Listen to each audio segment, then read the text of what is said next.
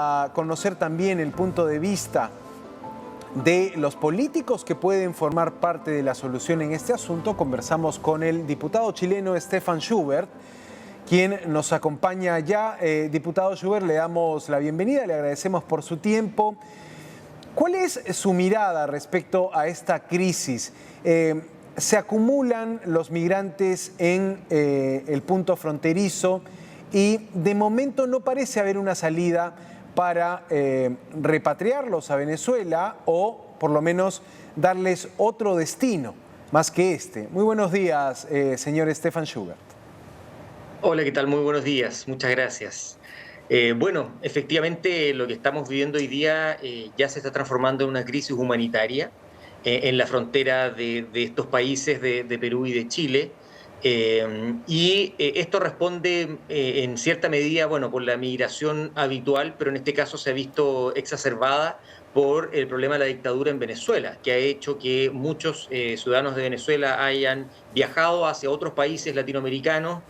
Muchos de ellos ingresaron a estos países sin controles fronterizos, sin permisos, algunos incluso sin identificación, y algunos luego intentan migrar entre otros países o volver a su país, y entonces ocurre lo que lamentablemente estamos viviendo hoy día. Y como dice usted, es una situación delicada, compleja, y esperamos que se pueda resolver por canales diplomáticos, porque tiene que haber una solución pronta y no puede seguir juntándose e incrementándose la cantidad de personas que se encuentran en esta situación un poco en ninguna parte, y eso no es posible.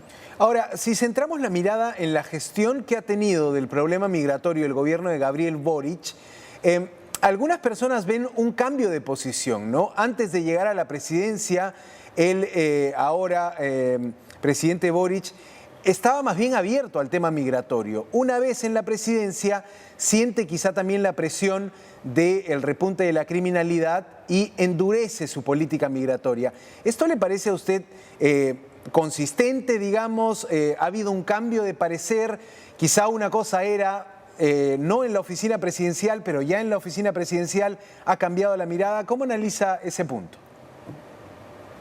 Bueno, efectivamente en el caso de nuestro país, de mi país y nuestro presidente, él ha tenido un cambio en muchas situaciones donde como diputado tenía una mirada totalmente antagonista a la que tiene hoy día estando en el Palacio de Gobierno. Una de ellas es el tema migratorio. Había un tema ideológico donde él defendió junto a varios otros un supuesto derecho humano de migrar y de tener que ser recibido en cualquier condición, en cualquier lugar. Y eso lo defendió, y cuando se trató de regularizar el ingreso, de cerrar algunos pasos ilegales, el discurso de este grupo, entre los cuales estaba el actual presidente Boric, era que eso vulneraba los derechos humanos. Pero bueno, hoy día estando, como usted señala, en el Palacio de Gobierno, no es posible que un país no regule su migración, no es posible que un país no sepa quiénes y cuántos están ingresando, y tampoco que no sepa siquiera las identidades de las personas que están ingresando, muchos de los cuales vienen buscando una mejor posición, arrancando la dictadura, pero hay otros que son derechamente delincuentes también, como en todo grupo social, y no vienen a trabajar, sino que vienen a delinquir. Entonces cambia su postura y hoy día se ve la necesidad de un incremento de la delincuencia, donde una parte tiene que ver con el proceso migratorio descontrolado, otra por supuesto no, es delincuencia propia y evolución de la delincuencia local, pero en este caso él ha cambiado su postura, hoy día está por un control migratorio y bueno, está por en el fondo lo que tiene que estar cualquier gobierno que se precia de tal y que respeta a sus fronteras y quiere tener orden dentro de sus límites fronterizos. Sí, y lo mismo hemos visto también en el gobierno peruano de la presidenta Dina Boluarte, que parece haber querido también ponerse en ese orden de empezar a regular la descontrolada migración que se ha sentido en ambos países. Pero la urgencia de la frontera parece tampoco tener una solución a la vista. Chile inicia el proceso de empadronamiento. Pero ¿qué va a pasar con aquellos migrantes que están ya en la línea de frontera? ¿Qué se entiende desde la clase política chilena? ¿Cuál puede ser la salida para esto? El tema de rentar aviones, ¿cómo está esa posibilidad? O utilizar aviones de, digamos, las Fuerzas Armadas chilenas para poder facilitar el traslado de los migrantes. ¿Qué es lo último que se sabe sobre esto, diputado? Bueno, yo creo que lo que hay que hacer es todo lo que esté a nuestra mano para resolver esta situación. como primera cuestión está el diálogo con los países vecinos y fronterizos, con el gobierno y la Cancillería peruana, también con el gobierno de Venezuela, perdón, con el gobierno de Bolivia, pero también con el gobierno de Venezuela, puesto que en su mayoría las personas que se encuentran en esta situación son de origen venezolano. La situación no es tan fácil en el sentido de que muchos de los ciudadanos venezolanos no quieren volver a su país. Salieron arrancando la dictadura y por lo tanto no quieren volver allá, sin perjuicio de que su discurso al intentar pasar hacia Perú o intentar pasar hacia Chile es que ellos estarían de paso y ellos querrían llegar a su país de origen. Y en ese caso hay que sondear todas las posibilidades. Nosotros creemos que el diálogo es indispensable y llegar a un acuerdo, no solo hoy día estos 2 o 3 países, sino que de toda Latinoamérica. El problema de las democracias débiles o las dictaduras, derechamente, realmente es un problema que nos complica a toda Latinoamérica, no solo a ese país, porque vemos ya el impacto que esto tiene. Por lo tanto, también la respuesta tiene que venir de todos los países de manera coordinada. El buscar regular nuestras fronteras, el recibir también migrantes de otros países de manera ordenada, y eso hay que hacerlo. Y respecto al tema de los aviones, bueno, el problema que hemos tenido en otras oportunidades es que la dictadura de Maduro no permite el aterrizaje en sus losas de aviones que venían con ciudadanos venezolanos que eran repatriados.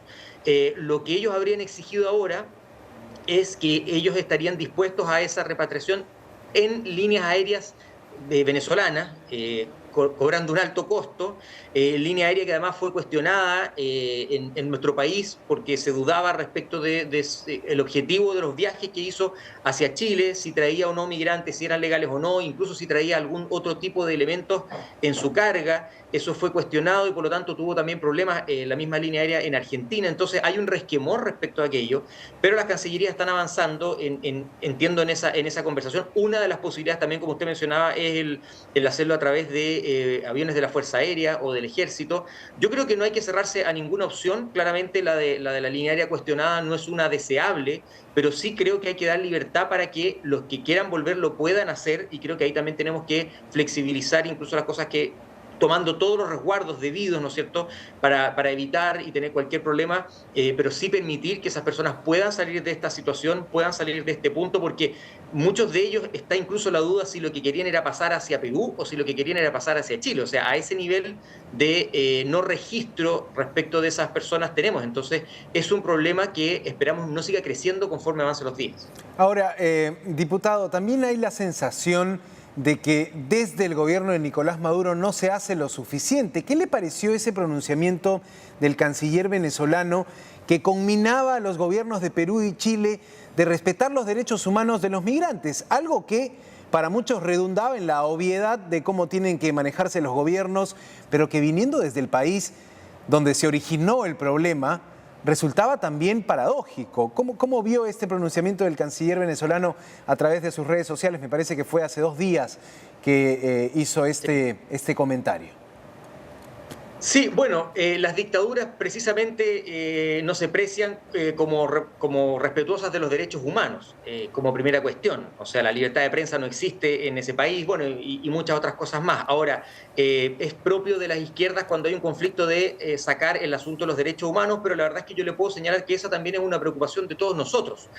Por supuesto que la medida que se adopte y la forma a través de la cual ésta se lleve a cabo tiene que respetar los derechos humanos, más allá de su situación incluso irregular o sin documentos, no siendo indocumentada de muchos de ellos, eso no tiene que ver, y como usted señala, no es cuestión hoy día.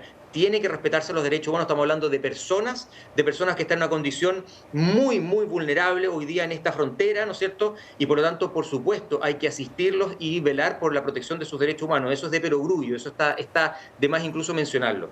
Por lo tanto, más que señalar aquello, nos parecería importante que Venezuela se haga cargo, ¿no es cierto?, de su situación actual y de sus nacionales que dejaron, como ya nosotros sabemos, al convivir con esos ciudadanos venezolanos en Chile, me imagino que en Perú lo mismo, sabemos que dejaron casas, trabajos, vehículos, porque no había comida, no había medicamentos. Correcto. O sea, no son personas que quisieron salir, sino que son personas que se vieron forzadas a salir, y por lo tanto debieran generarse las condiciones un retorno a la democracia para que esas personas también puedan volver a su país, pero por lo pronto facilitar, ¿no es cierto? Creo yo lo que debería hacer es facilitar que las personas puedan salir de ahí y que puedan ser llevadas también a otros países, que sí estén dispuestos a llevarlos, que se les entregue documentación. Muchos de ellos se les niega un pasaporte o Correcto. incluso la cédula de identidad venezolana. Por lo tanto, también si tuvieran ese auxilio, ellos podrían, por ejemplo, regularizar su situación en distintos países de Latinoamérica para aquellos que no quieran volver a Venezuela.